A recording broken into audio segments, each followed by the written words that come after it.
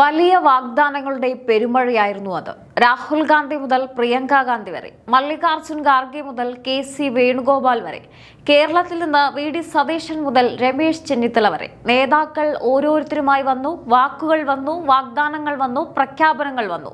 മഴ പെയ്യുന്നതുപോലെ കോൺഗ്രസ് വാഗ്ദാനങ്ങൾ പെയ്തിറങ്ങി. കേരളം മാറും, ജനങ്ങളുടെ ജീവിതം മാറും, യുവാക്കളുടെ സ്വപ്നങ്ങൾക്ക് ചിറകുമുളയ്ക്കും, സ്ത്രീകൾക്ക് സൗജന്യ യാത്ര, വാഹനപ്രേമികൾക്ക് മോഡിഫിക്കേഷൻ, ജനക്ഷേമത്തിന് കൂടുതൽ കരുതൽ, വൈദ്യുതി മേഖലയിൽ വലിയ മാറ്റം, ലഹരിക്കെതിരെ ശക്തമായ നടപടി. എല്ലാം കേട്ടപ്പോൾ കേരളത്തിലെ ജനങ്ങൾ കരുതി ഇതാ ഇനി ഭരണത്തിന്റെ പുതിയ കാലം.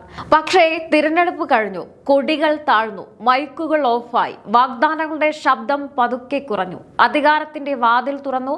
അകത്തേക്ക് കയറിയത് ആരാണ്? അതേ കോൺഗ്രസ് നേതൃത്വം. പക്ഷേ തിരഞ്ഞെടുപ്പിന് മുൻപ് കണ്ട കോൺഗ്രസും അധികാരത്തിലെത്തിയ ശേഷമുള്ള കോൺഗ്രസും ഒരേ കോൺഗ്രസ് ആണോ? ഇവിടെയാണ് കഥ തുടങ്ങുന്നത്.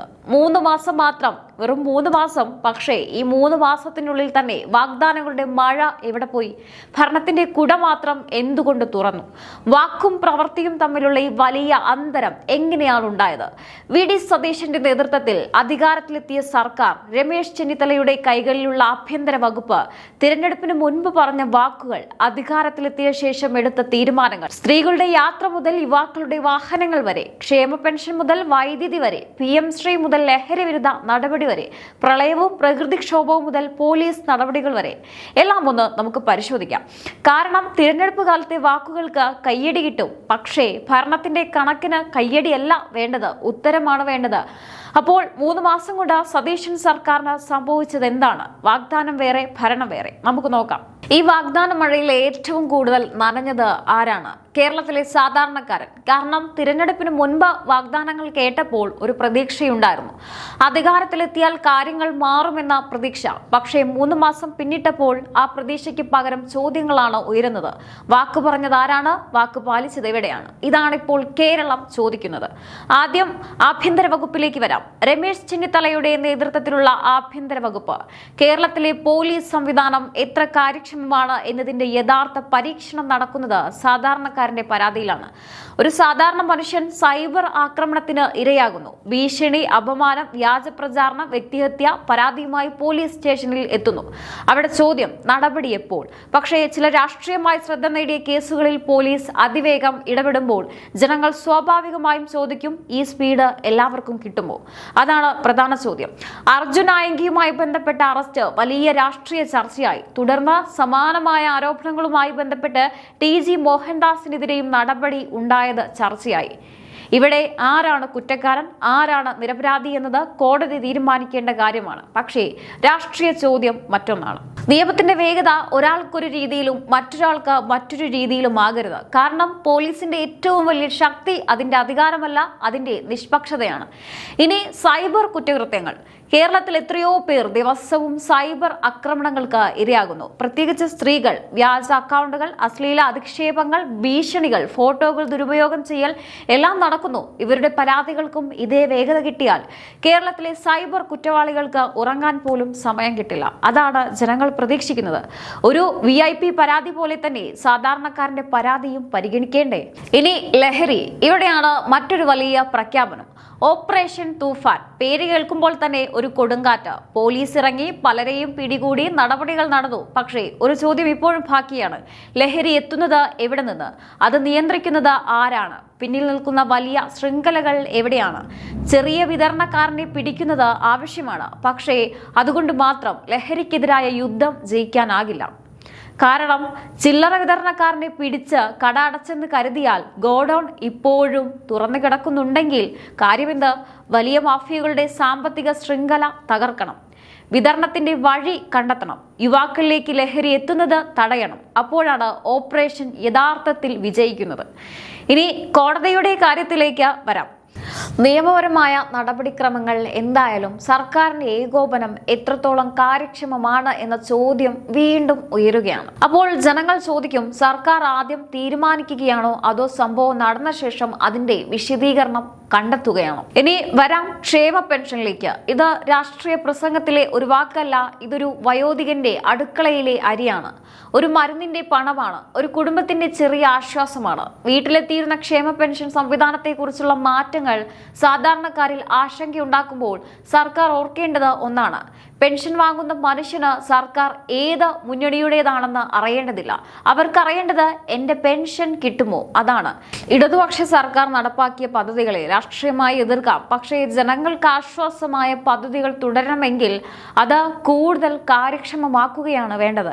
ഇനി സ്ത്രീകൾക്ക് നൽകിയ വാഗ്ദാനം, സൗജന്യ യാത്ര, തിരഞ്ഞെടുപ്പിന് മുമ്പ് പറഞ്ഞപ്പോൾ സ്ത്രീകൾക്ക് വലിയ പ്രതീക്ഷ.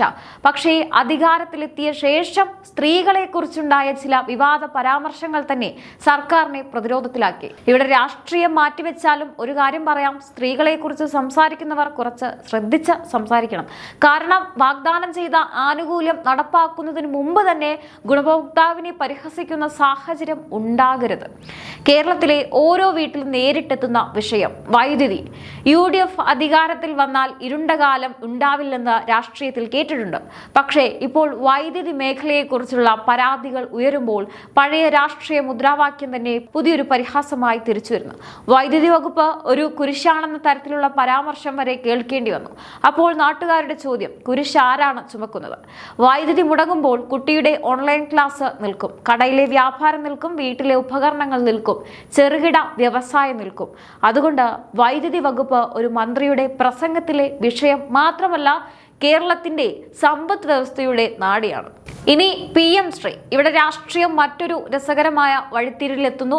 പ്രതിപക്ഷത്തിരിക്കുമ്പോൾ ശക്തമായ എതിർപ്പ്, അധികാരത്തിലെത്തിയപ്പോൾ സമീപനം മാറുന്നു. അപ്പോൾ ജനങ്ങൾ ചോദിക്കും: പദ്ധതി മാറിയോ?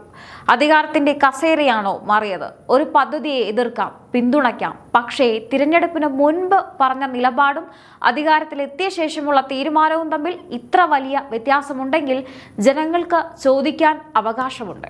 ഇനി യുവാക്കളുടെ പ്രിയപ്പെട്ട വിഷയം വാഹന മോഡിഫിക്കേഷൻ. തിരഞ്ഞെടുപ്പ് കാലത്ത് വാഹനപ്രേമികൾക്ക് പ്രതീക്ഷ, വാഗ്ദാനങ്ങൾ, പ്രതീക്ഷകൾ. പക്ഷേ അധികാരത്തിലെത്തിയപ്പോൾ നിയമം, പരിശോധന, പിഴ. അപ്പോൾ യുവാക്കൾ ചോദിക്കും: തിരഞ്ഞെടുപ്പിന് മുൻപ് പറഞ്ഞ മോഡിഫിക്കേഷൻ എവിടെ പോയി? നിയമം പാലിക്കണം, അതിൽ സംശയമില്ല.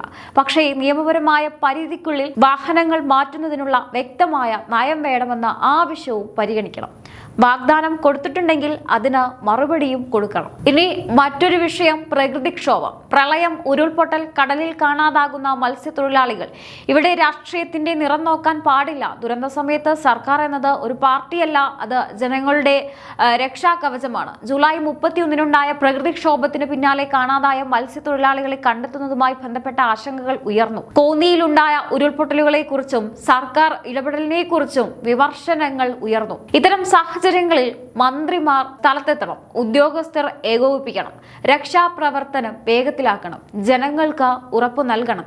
കാരണം ദുരന്തത്തിൽപ്പെട്ട മനുഷ്യന് വേണ്ടത് പ്രസംഗമല്ല, പ്രഖ്യാപനമല്ല, സഹായമാണ്. അപ്പോൾ 3 മാസം കൊണ്ട് ചിത്രം എന്താണ് പറയുന്നത്? വാഗ്ദാനങ്ങൾ ഉണ്ടായിരുന്നു, പ്രഖ്യാപനങ്ങൾ ഉണ്ടായിരുന്നു, പ്രതീക്ഷകൾ ഉണ്ടായിരുന്നു. പക്ഷേ ഇപ്പോൾ ജനങ്ങൾ കണക്ക് ചോദിക്കുന്നു. സൗജന്യ യാത്രയുടെ കണക്കെന്ത്? വാഹന മോഡിഫിക്കേഷന്റെ കണക്കെന്ത്? ക്ഷേമ പെൻഷന്റെ കണക്കെന്ത്? വൈദ്യുതി മേഖലയിലെ പരിഹാരമെന്ത്? ലഹരി മാഫിയക്കെതിരെ അടുത്ത ഘട്ടമെന്ത്? സൈബർ കുറ്റകൃത്യങ്ങളിൽ സാധാരണക്കാരന് ലഭിക്കുന്ന നീതിയുടെ വേഗത എത്ര? പ്രകൃതിക്ഷോഭത്തിൽ സർക്കാരിന്റെ ഏകോപനം എവിടെ? ചോദ്യങ്ങൾ ഒരുപാട്, ഉത്തരങ്ങൾ പറയേണ്ടത് സർക്കാരാണ്. കാരണം തിരഞ്ഞെടുപ്പ് ജയിക്കുന്നത് ജനാധിപത്യത്തിന്റെ അവസാനമല്ല, അത് ഭരണത്തിന്റെ തുടക്കമാണ്. വാഗ്ദാനം നൽകുന്നത് എളുപ്പമാണ്, കയ്യടി നേടുന്നതും എളുപ്പമാണ്. പക്ഷേ വാഗ്ദാനം പാലിക്കുകയാണ് പ്രയാസം. അതാണ് ഭരണത്തിന്റെ യഥാർത്ഥ പരീക്ഷ. 3 മാസം കഴിഞ്ഞു. ഇനി ജനങ്ങൾ കാത്തിരിക്കുന്നത് മറ്റൊരു പ്രഖ്യാപനമല്ല, പ്രവർത്തനമാണ്. മറ്റൊരു പ്രസംഗമല്ല, ഫലമാണ്. മറ്റൊരു വാഗ്ദാനമല്ല, നടപ്പാക്കലാണ്. അവസാനം ഒരു സർക്കാരിനെ വിലയിരുത്തുന്നത് അതിന്റെ പോസ്റ്ററുകൾ നോക്കിയല്ല, പ്രസംഗങ്ങൾ കേട്ടുമല്ല, ജനങ്ങളുടെ ജീവിതത്തിൽ എന്ത് മാറ്റമുണ്ടായി എന്ന് നോക്കിയാണ്. അതുകൊണ്ട് ഇന്നത്തെ ചോദ്യം വളരെ ലളിതമാണ്. തിരഞ്ഞെടുപ്പിന് മുൻപ് പെയ്ത വാഗ്ദാനങ്ങളുടെ മഴയ്ക്ക് ശേഷം കേരളത്തിന് കിട്ടിയത് വികസനത്തിന്റെ പച്ചപ്പാണോ അതോ ഭരണത്തിന്റെ കുട മാത്രമാണോ? ഉത്തരം പറയേണ്ടത് സർക്കാരാണ്. പക്ഷേ അവസാന വിധി പറയുന്നത് കേരളത്തിലെ ജനങ്ങളായിരിക്കും. എന്തായാലും ഈ ഒരു വിഷയത്തെക്കുറിച്ചുള്ള നിങ്ങളുടെ അഭിപ്രായങ്ങൾ തീർച്ചയായിട്ടും താഴെ കമന്റ് ബോക്സിൽ രേഖപ്പെടുത്തുക. മറ്റൊരു വിഷയവുമായി വീണ്ടും കാണാം. നന്ദി.